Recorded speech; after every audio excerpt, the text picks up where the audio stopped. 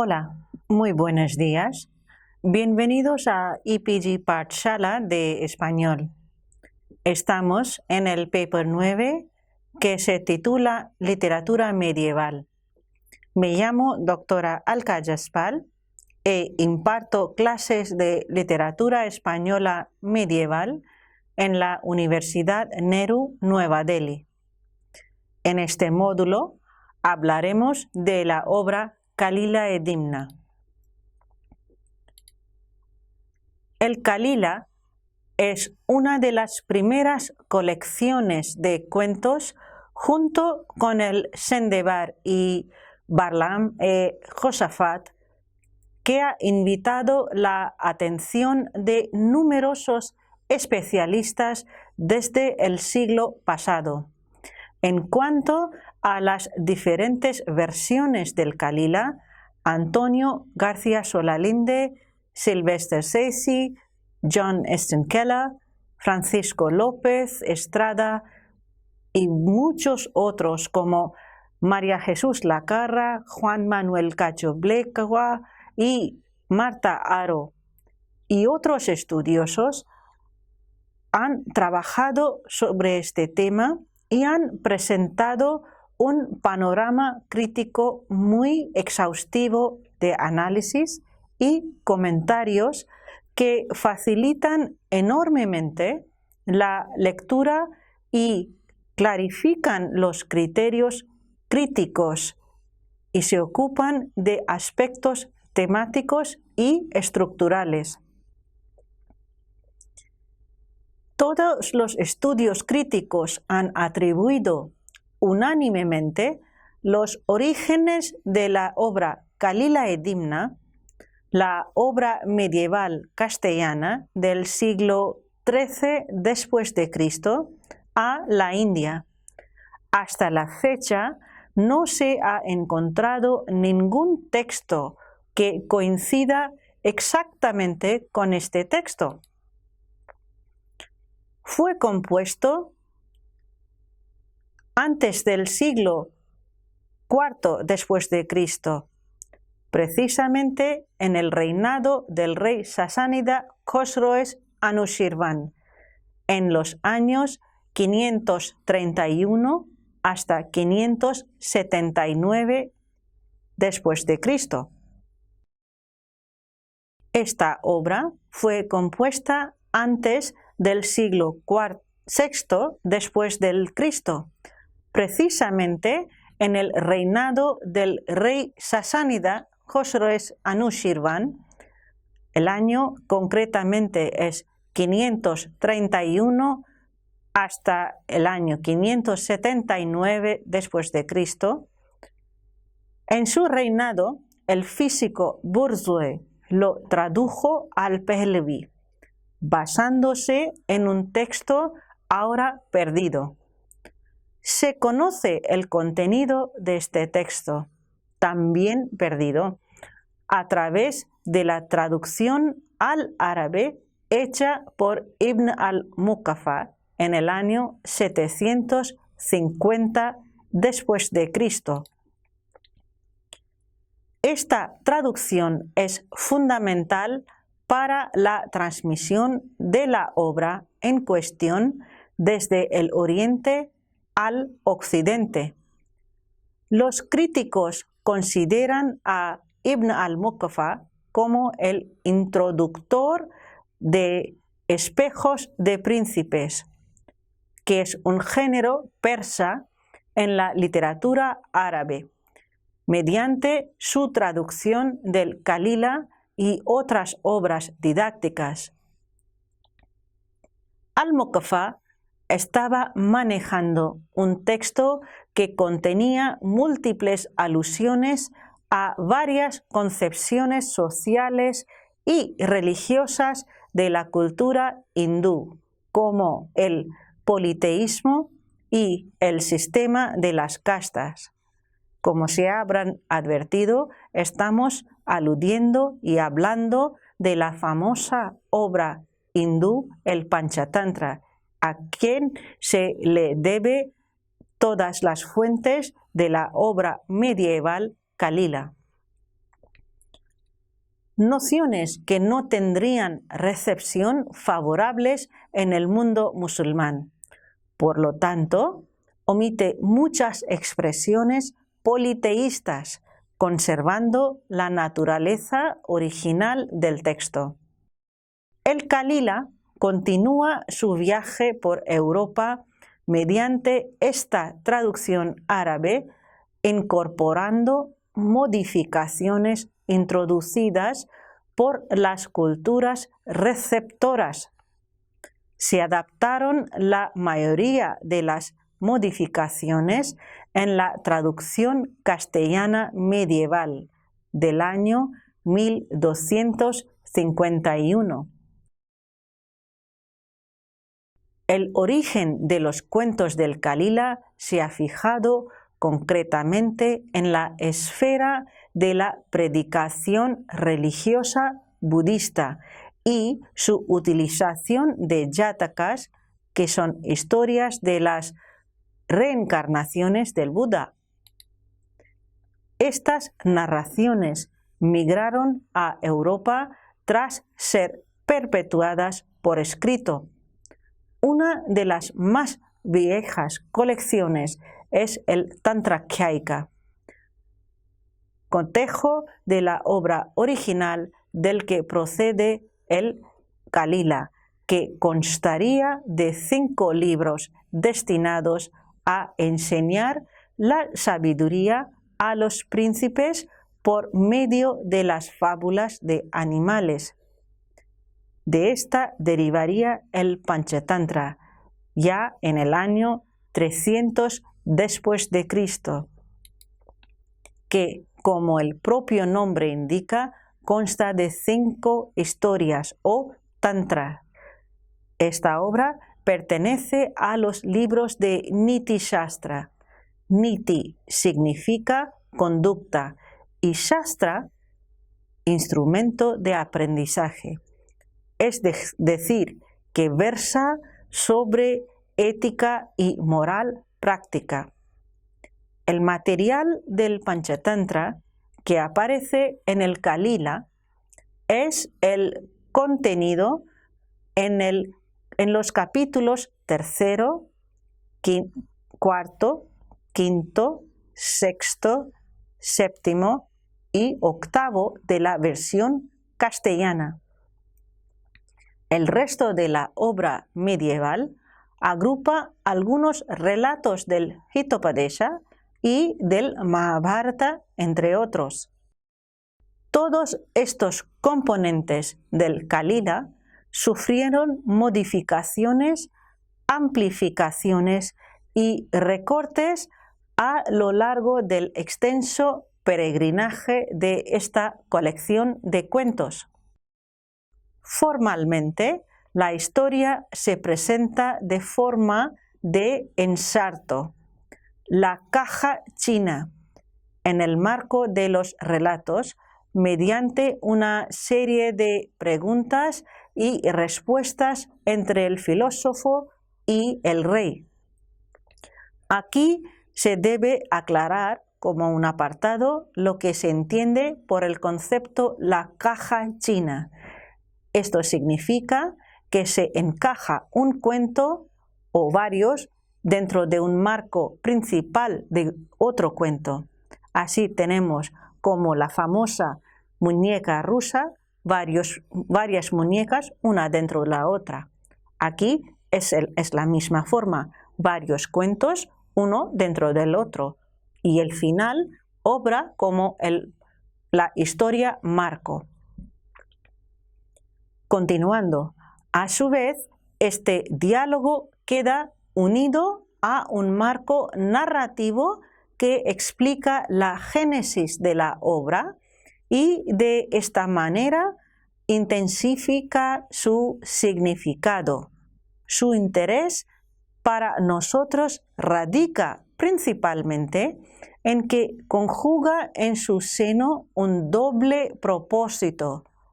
El primero, de acuerdo con su contenido, puede conjugar enseñanzas ético-morales, filosóficas, científicas y teológicas dando lugar a una obra de tal calibre que actuará como manual de conducta e instrucción, dirigido a un destinatario doble, por un lado a los futuros soberanos y por otro la sociedad, fijándose en el individuo en sentido genérico.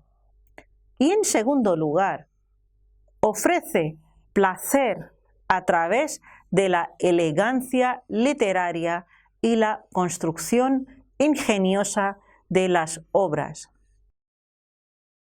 Esto se plasma en el ámbito formal en la mezcla de aforismos, anécdotas e historias en el contenido. Los diferentes recursos didácticos, ejemplos, sentencias, preguntas y respuestas servirán para presentar el saber de un modo grato y accesible a los lectores de Kalila.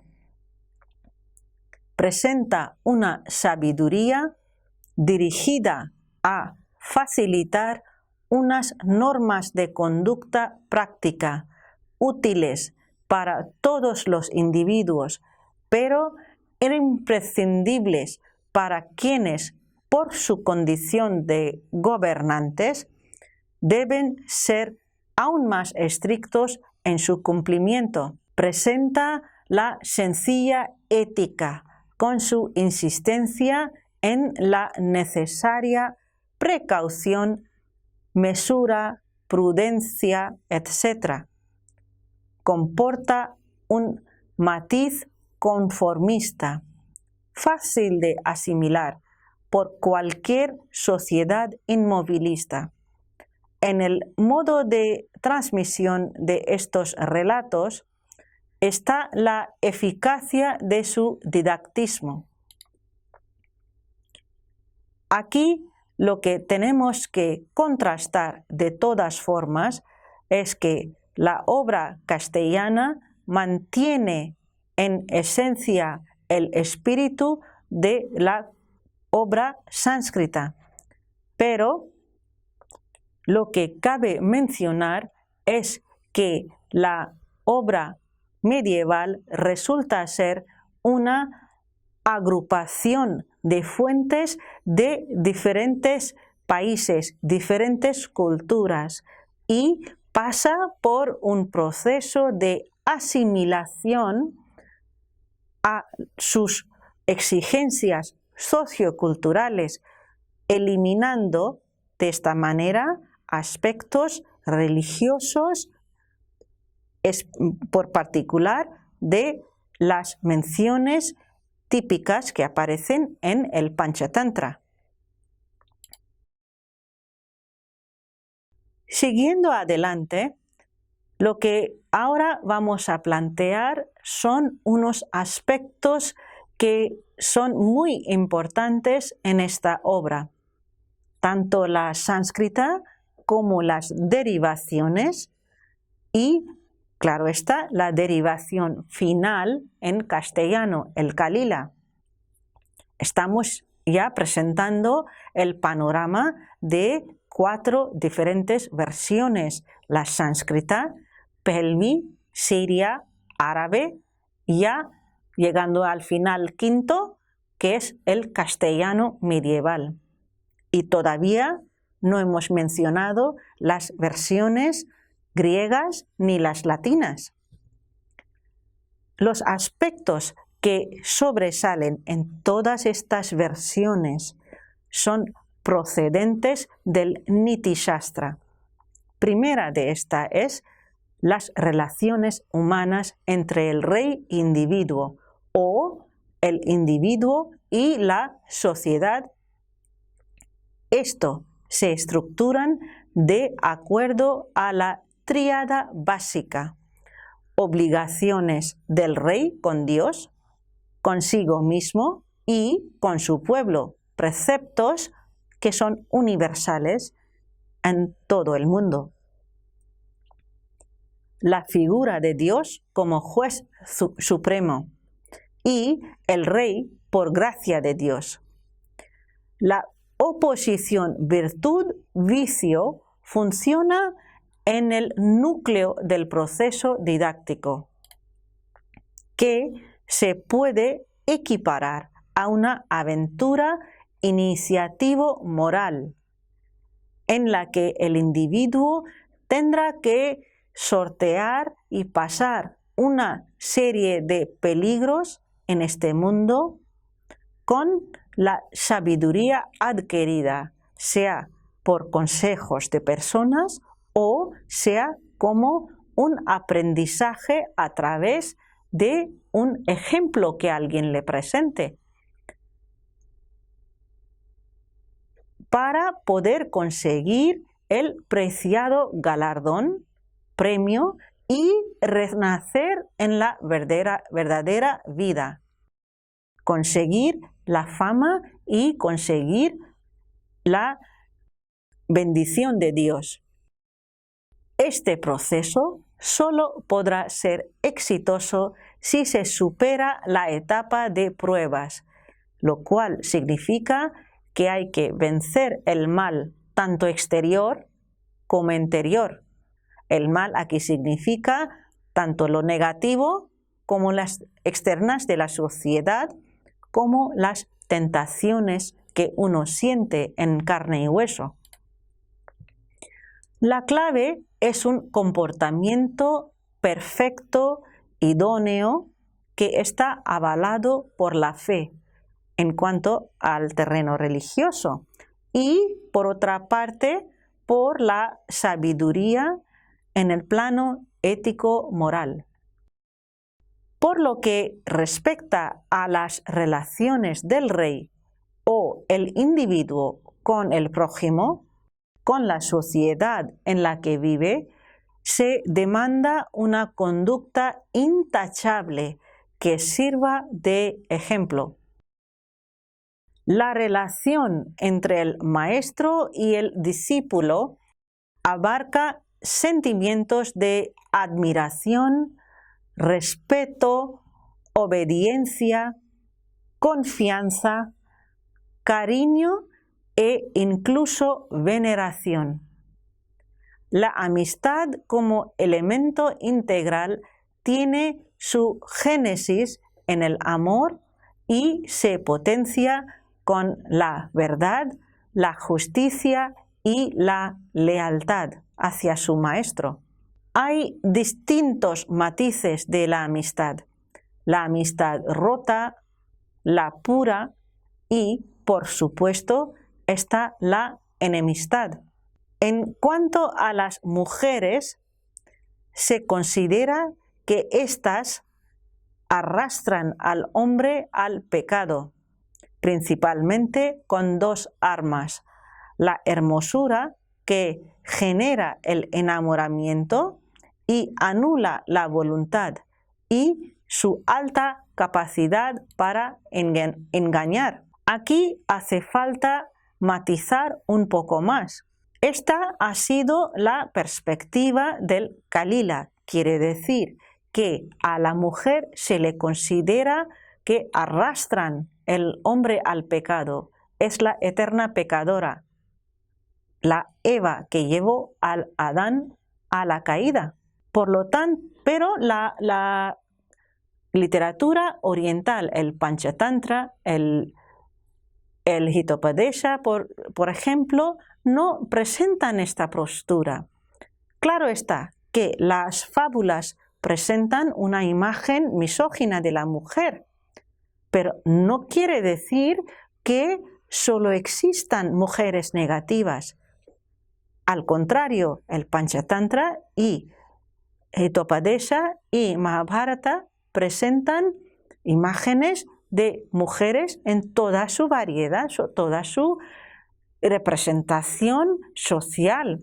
Hay mujeres malas, engañadoras, pero también las hay santas y buenas y muy sabias.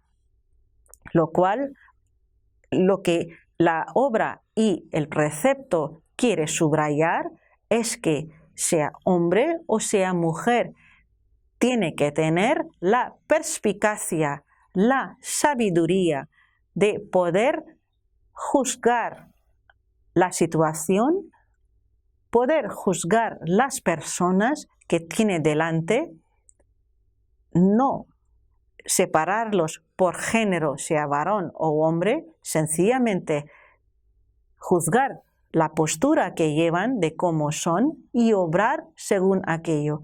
Esto significa la niti. Esto es lo que se cambia en las versiones occidentales, donde ya se nos presenta la imagen de la mujer como la eterna pecadora. La obra también habla de la cortesía y de las buenas maneras junto con el honor y la fama, la fortaleza, la paciencia, castidad, honestidad y la vergüenza, y también el guardar la puridad o el secreto. Esta sabiduría se refuerza con la justicia, la piedad, la misericordia y la obediencia y la lealtad y la fidelidad. Es la moderación, la mesura, el justo medio que rige el comportamiento ético del individuo con todas sus esferas de actuación. Aquí se dan cuenta que aquí están presentando en la obra occidental, en el Kalila, todos los aspectos religiosos de acuerdo a la Biblia, a la religión cristiana: el honor, la fama, fortaleza, castidad, honestidad, etc.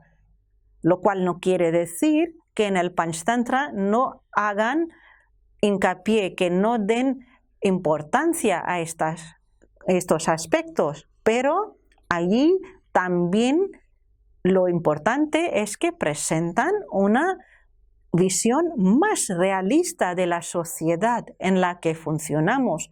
No todo es blanco y negro, mientras que en la obra castellana nos presenta todo como en blanco o en negro. En la obra sánscrita hay espacios grises, porque todo se promueve de acuerdo a la situación social de cada personaje.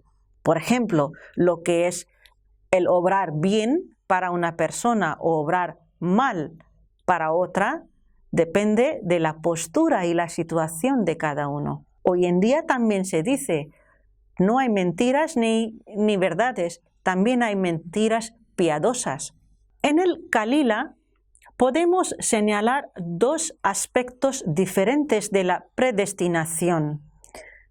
Significa el destino, el futuro.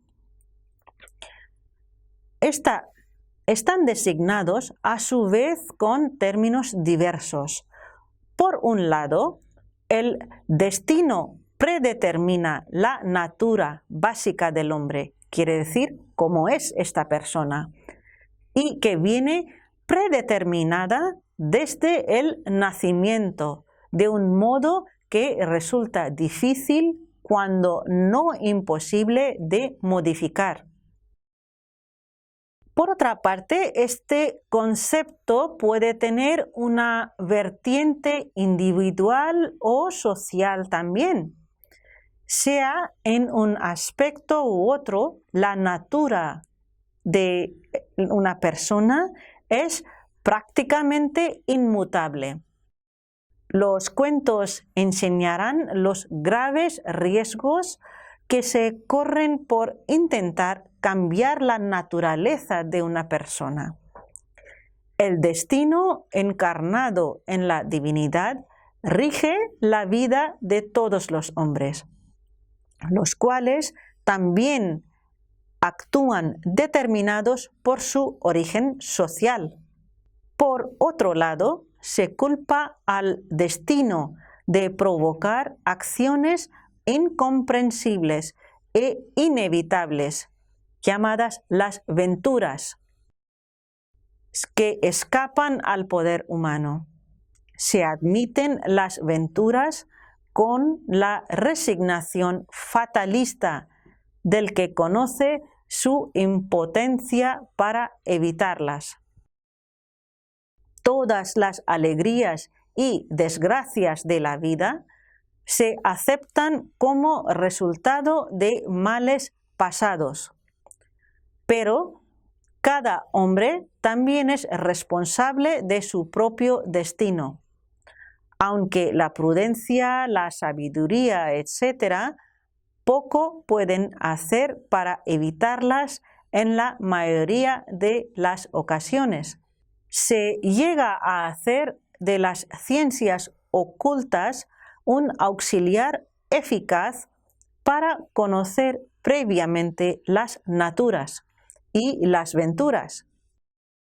Sin embargo, en la mayoría de las ocasiones, el hombre será incapaz de evitar lo predestinado.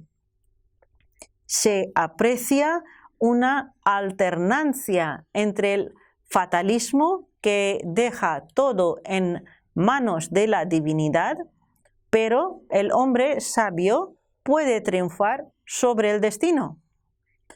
Así que no se aprecia un determinismo absoluto, porque algunos de los valores preferentes ayudan a vencer al destino. La Edad Media vio en este libro una colección de consejos saludables para su rey y para su pueblo, y no vaciló en traducirlo y asimilarlo a la literatura más afortunada del tiempo, la de consejos y castigos, llamada El Conde Lucanor, del infante don Juan Manuel. También se las incorpora en los castigos y documentos atribuidos al rey Sancho IV.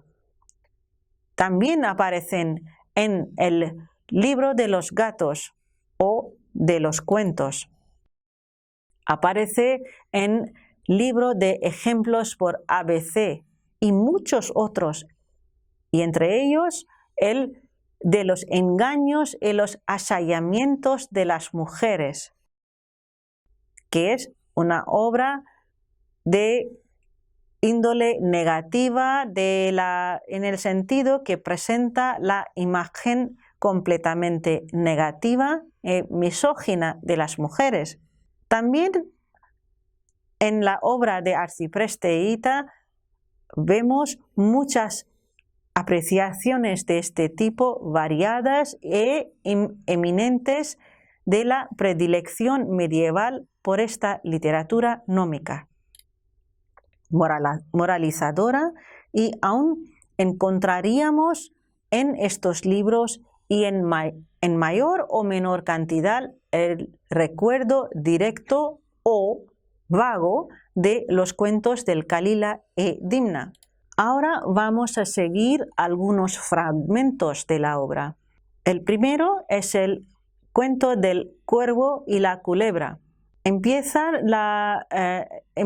como un ensarto, como ya comenté.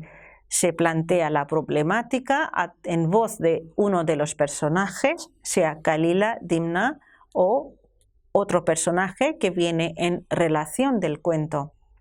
En esta empieza Dimna. Dijo Dimna: dicen que un cuervo había su nido en un árbol en el monte. Había cerca de él una cueva de una culebra. Culebra significa serpiente. Cada que sacaba los pollos, comíaselos la culebra.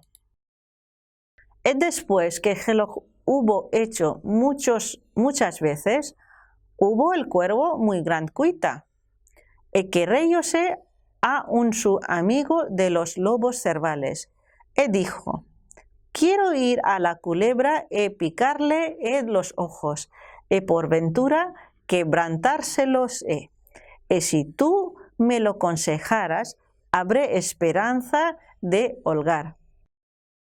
Aquí, ¿qué dice el cuervo? Dice que está desesperado porque cada vez que pone huevos la culebra, la serpiente, se la come. Entonces el cuervo quiere matarlo y va a un amigo suyo, el lobo cerval, y le plantea la situación, a lo cual su amigo le contesta: ¡ay, qué mala arte es esa que tú cuidas hacer! Le contradice. ¿Por qué?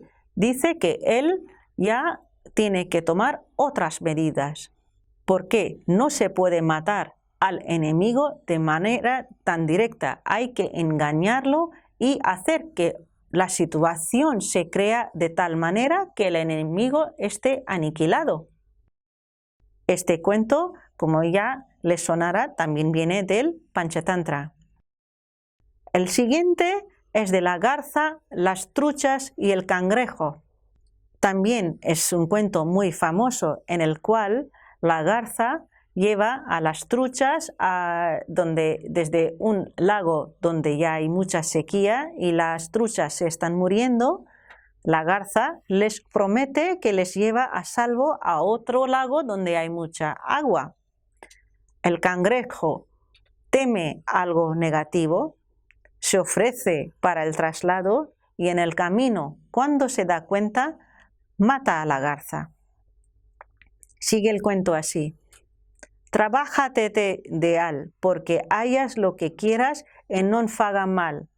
Et guárdate que no sea tal como la garza que hizo matar al cangrejo y mató a se. Dijo el cuervo: ¿cómo fue eso? Ahora, ¿qué es lo que está ocurriendo? Tenemos un cuento más, la garza, las truchas y el cangrejo, metido, engarzado dentro del otro, que es del cuervo y de la serpiente. Dijo el lobo cerval: dicen que era una garza y había hecho su nido en una ribera muy viciosa, donde había muchas truchas. Envejeció y no podía pescar. Y hubo hambre. Trabajóse de engañar a aquellas truchas y aquel pescado. Y demostró muy gran tristeza y cuidado. Y viola un cangrejo de la lueñe, vínose para ella y dijo: ¿qué has que estás triste y cuidosa? Ella dijo: más mal que bien solía vivir de las truchas, y acaeció hoy que vi 2 pescadores venir a este nuestro lugar. Y dijo el uno al otro: ¿por qué no echamos alguna vez la red a estas truchas que son en aqueste lugar? Aquí la garza ya está planteando la llegada de pescadores que quieren matar a las truchas. Claro, quiere decir, es un peligro que viene. Dijo el otro: mas vayamos a un lugar que yo sé, donde hay muchas truchas, y comencemos, y de así vengamos acá y barrer los hemos.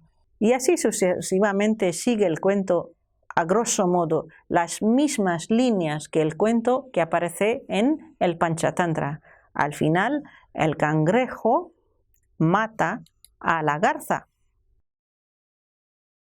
y dice de vuelta a las truchas que les di cuenta la noticia de la garza y de lo que estaba haciendo en el traslado, que no estaba salvando a las truchas, sino que en el camino se las comía.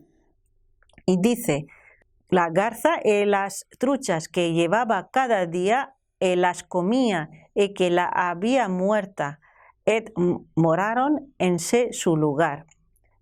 Les cuenta cómo él había matado a la garza y cómo las truchas ahora ya estaban a salvo.